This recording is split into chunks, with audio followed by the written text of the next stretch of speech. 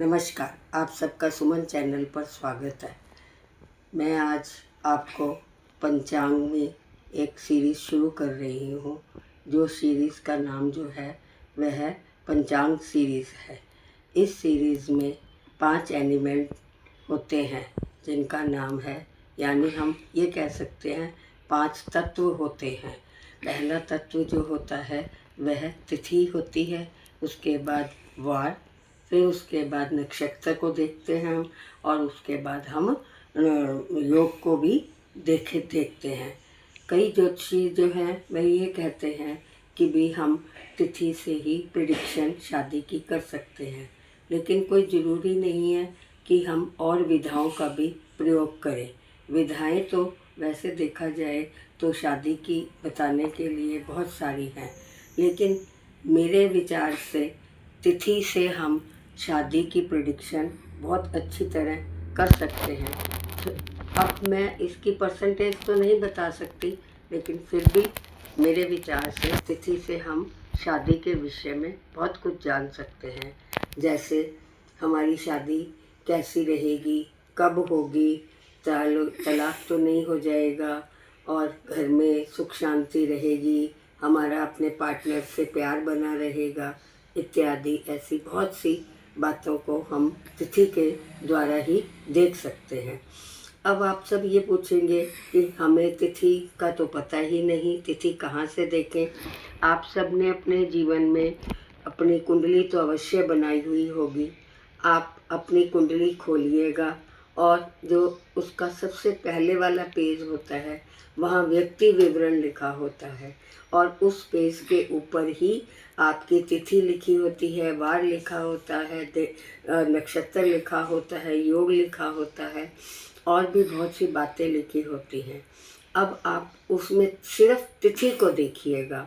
तिथि जो है, आप जिस तिथि को पैदा हुए हैं वो तिथि आप याद कर लीजिएगा।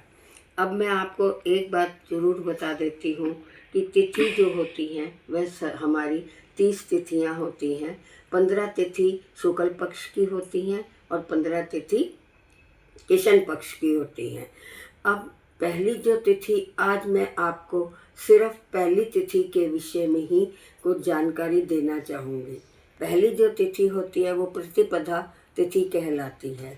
अब इस प्रतिपदा तिथि का जो स्वामी होता है या जो लॉर्ड होता है वो सन होता है, और उसका जो देवता होता है वो अग्नि होता है। अब मैं आपको ये बताऊंगी कि अगर आप तिथि प्रतिपदा तिथि पे ही पैदा हुए हैं तो आपके अंदर सन वाली क्वालिटीज़ अवश्य होंगी। सन वाली क्वालिटीज़ कैसे देखेंगे हम, कि भी अगर आप अपनी कुंडली में ये देखिएगा कि आपका सन कहाँ पर बैठा हुआ है। अगर सन 1, 5, 9 राशि में बैठा हुआ है तो समझिएगा कि आपका सन अच्छा है, और सन के ऊपर कोई अफ्लिक्शन नहीं आ रही है। अब अफ्लिक्शन को हम कैसे मानेंगे, कि जैसे अफ्लिक्शन को हम ये देखते हैं कि राहु केतु और सैटर्न मार्स की अफ्लिक्शन जो है वह सन के ऊपर तो नहीं आ रही है। अगर सन के ऊपर ये अफ्लिक्शन आ रही है तो आपका सन खराब है।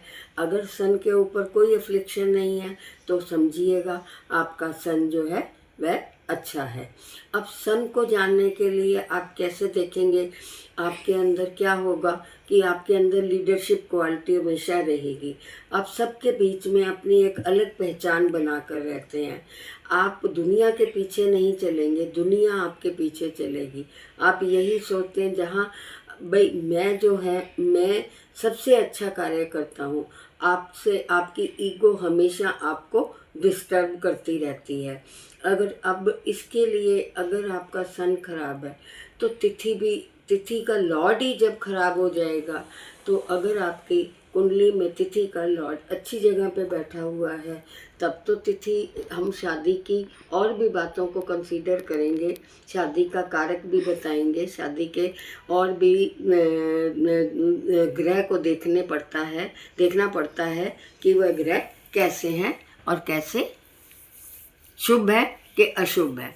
लेकिन मैं आपको ये अवश्य बता सकती हूँ कि प्रतिपदा तिथि में जो सन होता है, अगर अब हम आपको मैं शादी की प्रेडिक्शन के बारे में पूरी जानकारी दूंगी।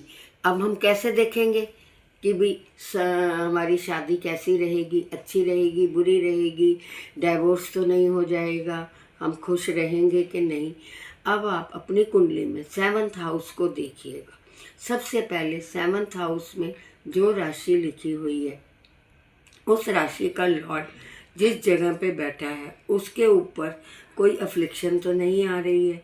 फिर दूसरा पॉइंट, आप उसके अंदर 7th हाउस के अंदर जो प्लैनेट बैठा हुआ है उसको देखिएगा। अब 3rd नंबर पे क्या चीज़ आती है, शादी का मेन कारक वीनस होता है, चाहे वो मेल की कुंडली हो चाहे वो फीमेल की कुंडली हो। अब आपको मेन शादी कौन करवाता है, वीनस। वीनस के ऊपर अगर अफ्लिक्शन ज़्यादा नहीं आ रही हैं तो समझिएगा आपकी शादी जो है वह ठीक ठाक चलेगी। अगर वीनस के ऊपर मतलब 7th हाउस में वीनस और जो शादी का जो लॉर्ड है उसके ऊपर बहुत सारी अफ्लिक्शंस आ रही हैं तो समझिएगा कि आपकी शादी अच्छी नहीं चलेगी। अब उसके बाद मैं आपको ये बताना चाहूँगी कि आपकी शादी जो है ख़राब चल रही है तो इसको ठीक करने की रेमेडी क्या है। आप घर में पति पत्नी दोनों बैठकर हवन कीजिएगा और सूर्य देवता के मंत्र का जाप कीजिएगा। जल्दी उठकर सूर्य देवता को जल चढ़ाइएगा। इस आदि हृदय स्तोत्र का भी पाठ कर सकते हैं, जिससे कि अगर आपकी शादी में कोई रुकावट आ रही है तो वह रुकावट आपकी जल्दी ही दूर हो जाएगी। लेकिन आपको मेरी वीडियो पसंद आए तो उसे शेयर कीजिएगा, सब्सक्राइब कीजिएगा और लाइक कीजिएगा। यह मेरा एक छोटा सा YouTube पर अपने पंचांग के विषय में, तिथि के बारे में एक छोटे से विचार है। आशा करती हूँ कि आपको मेरी वीडियो अवश्य पसंद आएगी। धन्यवाद।